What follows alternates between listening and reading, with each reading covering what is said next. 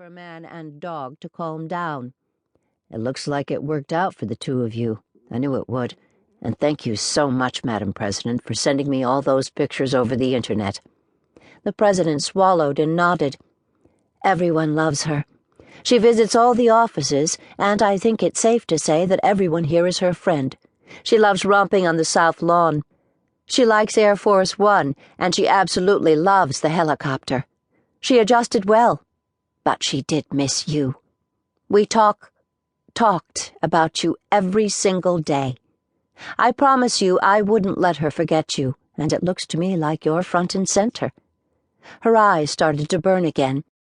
Gus finished his coffee, motioned for the dog to jump off his lap, which she did. I have to get back. My nurses are waiting for me outside. I promised I wouldn't. They just let me out because Never mind. It's not important. You're not taking Cleo with you? The President blurted. Oh, no, ma'am. Is that why you thought I came here? I'd cut off my right arm to take her, but I can't. I've got 2 more operations to go, then months and months of therapy ahead of me. Right now, I am so full of pain pills that I can hardly see straight. There's no way I could take care of Cleo, and these are her retirement years. She certainly doesn't need to be taking care of me. I have way too much on my plate right now. The doctors told me that if there was a way for you to bring her by from time to time, they would allow it.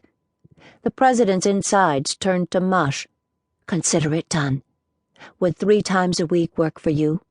Yes, sirree. That would work for me, Madam President. Lord, I can't thank you enough for that.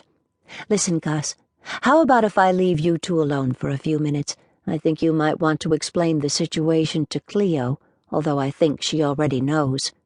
The President literally ran to the small powder room off the sitting room and closed the door. Her shoulders heaved as she tried to stifle her sobs of gratitude now that Cleo was going to stay with her. She dropped to her knees and offered up a prayer, a very short one, but straight from her heart. Though her eyes were dry when she walked back into the room, they still burned. Gus, I know this is short notice, and I don't know what kind of restrictions your doctors have on you, but I'd like to invite you to Camp David for Thanksgiving. Since this is August, I'm hoping you will be well on the road to recovery by then. If, for whatever reason, we can't make that work, how about we plan for you to join Cleo and me over the Christmas holidays at Camp David?